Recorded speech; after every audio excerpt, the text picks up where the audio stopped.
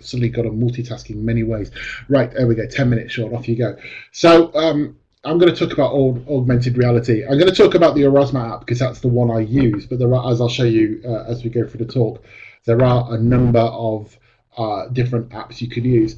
And I first became, it's interesting at IATEFL this year because there were a number of talks about augmented reality. Personally, I first saw augmented reality used in state schools about 3 years ago, but I think the ideas that are happening in state education can easily transfer to English language teaching.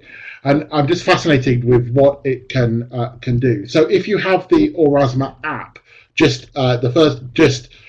oh, there's a picture vanished. That's not so good. So if you've got the app and you open it, skip the tutorial, and there's no need to make an account. Okay, and then when you search, if you search, you can follow my channel. Okay, if you can't do that, don't worry. As I said, there are videos in the talk itself.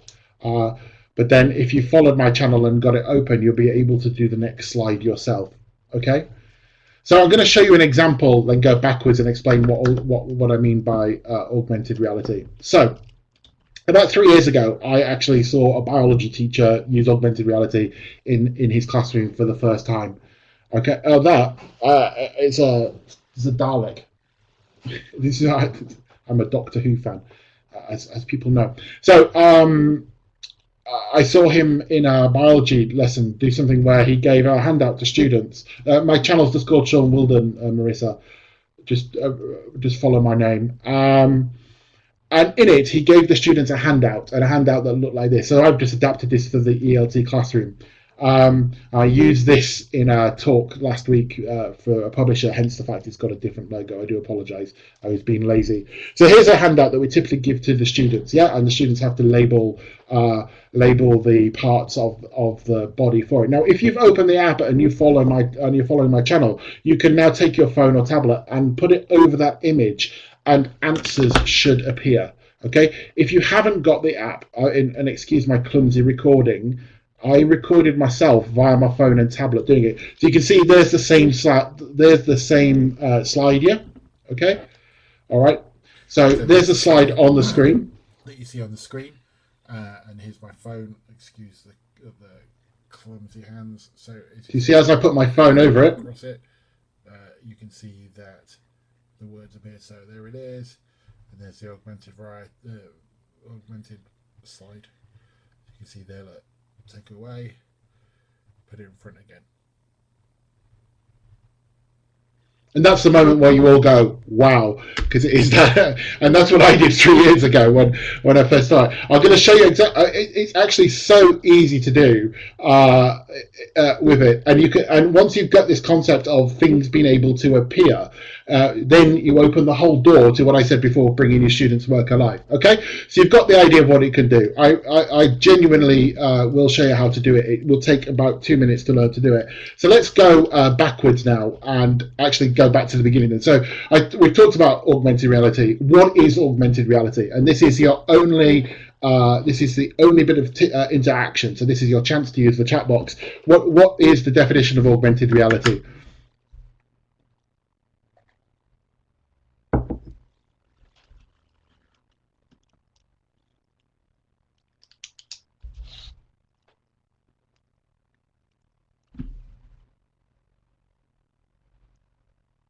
Yeah, thanks, Nick.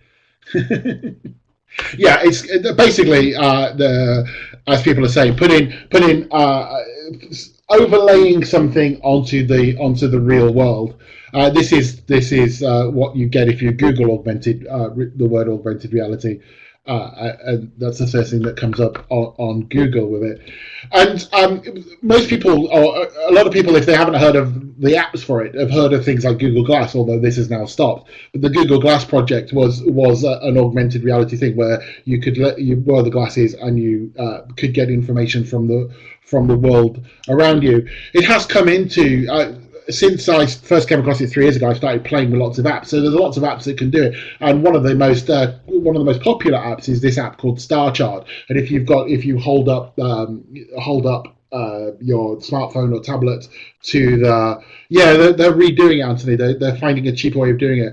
So they put it up to the night sky, and you get the constellations appear on as you point to them. So that's augmented reality in that case. And then you're now getting lots of apps. This is, I think, Wikitude, where if you're in a place and you hold up your smart device, something overlays on it. And if you look at that link there from BuzzMe, you can get a list of augmented reality apps that you can play with it.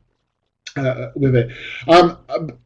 said a second ago I'm a Doctor Who geek. I'm also a Star Wars geek, and one of my favourite augmented reality apps. That's a view of my garden. If I was going to turn this way, you'd see my garden outside it, and you can see by using an augmented reality app, I can shoot TIE fighters across my garden. And so it's even come into gaming, where you put your phone up and the reality appears over it. I'll show you where you can get that game in a moment. That's fabulous time waster. You can just sit and shoot whatever. Oh, Nick, come on. You've got to have a bit of fun in life. So I am sad, Sandy. You know that. So there are, I think, these are the established apps for making augmented reality. So you've got Aurasma, which is the one that most I think teachers tend to use. You've got an app called Layar, which is works in a similar way. The difference between Aurasma and Layar is, and I only found this out at IETFL, is Aurasma you can't use if you're going to use it if you're going to use it in a commercial product. And Blipar, if you live in the UK, and actually, if you go to public toilets, you may well, I know that sounds strange, but if you see adverts in public toilets, they tend to have Blipar in these days. And again, these are augmented layers in it. But Blipar are about to move into education. So these are the three main apps. Matthew, stop making me laugh. So again, when we designed the conference for the Director of Studies, the program for the Director of Studies conference, we started to embed augmented reality into the program. So those of you who still have your DOS program, or if you now have the Aurasma app working on your phone, if you were to put your phone over that picture, a video would appear. Okay, so it's not just being able to put the answers to worksheets. You can also embed videos in it. And what we did in the conference for the Director of Studies conference was we made videos appear on the paper, so that actually, literally, you could put your phone over it, and I would speak, or Neil would speak, or whoever it was in it. So that's kind of what augmented reality is. But what's the purpose in terms of teaching? Well, there are a number of ways that we could start to put this into teaching. For example, you could bring your school posters and notice boards to life. So what you see, if your students have made a poster, or you've got an IH poster in it, you could make a layer where a video comes out of it. So if you've got the pronunciation chart, for example, over you could put a layer in it so the students could see the mouth, or they could hear the sound. Yeah. If the students have got work on the notice board, you can embed work into that.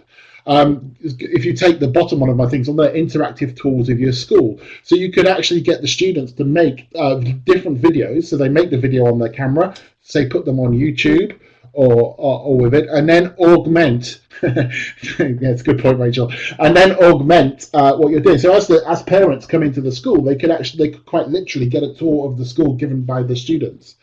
Okay, you can provide differentiated content. You saw my worksheet for the parts of the body. Well, you could give different students different levels of worksheet, and they could check their own answers. One of the problems with differentiated content is how do you deal with the feedback in the classroom. But here, different students could get different levels of handouts, and they simply put their augmented reality over it and get different answers. You could add content to your course book. So if there's a picture in a course book of something, let's say like a trip to New York or Central Park, you could find a video or information on Central Park and overlay it on that picture. So the students who finish first could do something else. And as you saw me at the beginning with the worksheet, you could provide answers and models. I saw a really nice example at IETFL where a teacher had embedded model speaking answers into exam papers. So when the students did the speaking exam, for example, they then or Erasmus the paper and they heard the model answer to compare to. So obviously in 10 minutes I can't do it. I'm going to take more than 10 minutes. That we can't do. I can't go into more detail of those ideas. I'd love to show you different links, but with it. So let me show you how you make them. Okay. So I'm going to show you with Orasma. And in order to make it, basically you need to. In this case, I made two pictures. So you've got the picture of the handout, which I'm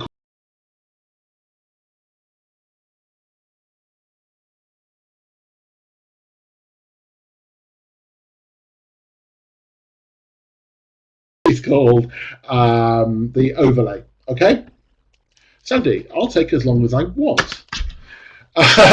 Now the trick here is that you've got to go. I'll take 2 minutes, I promise. And the trick here is that you've got to go. You've got to actually use the online part to make the aura.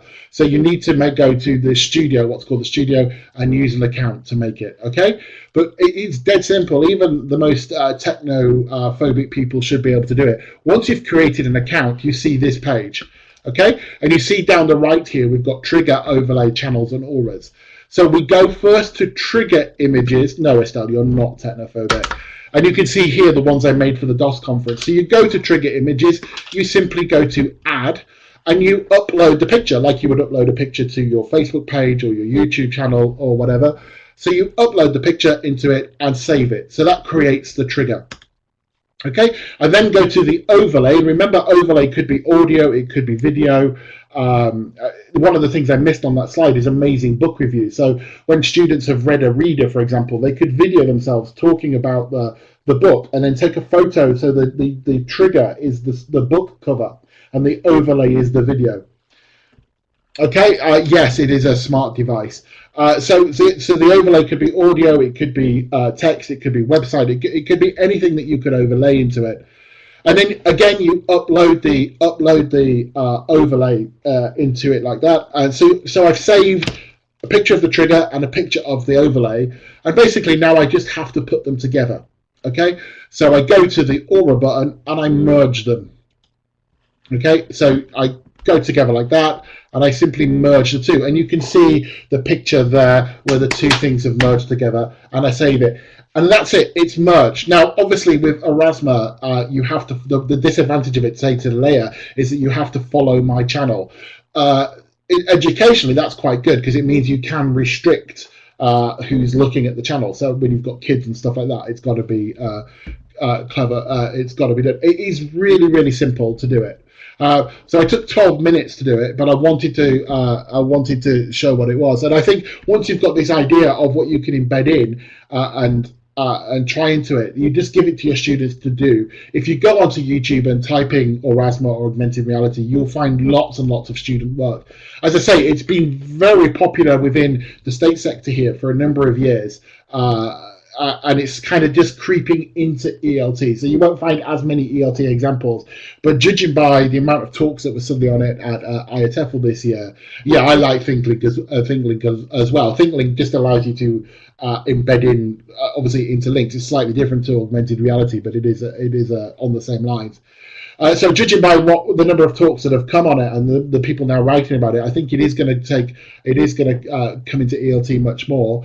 And hopefully I've shown you it is very easy to do. So I look forward to seeing your ARs as soon as you've made them, and we can have an IHAR conversation.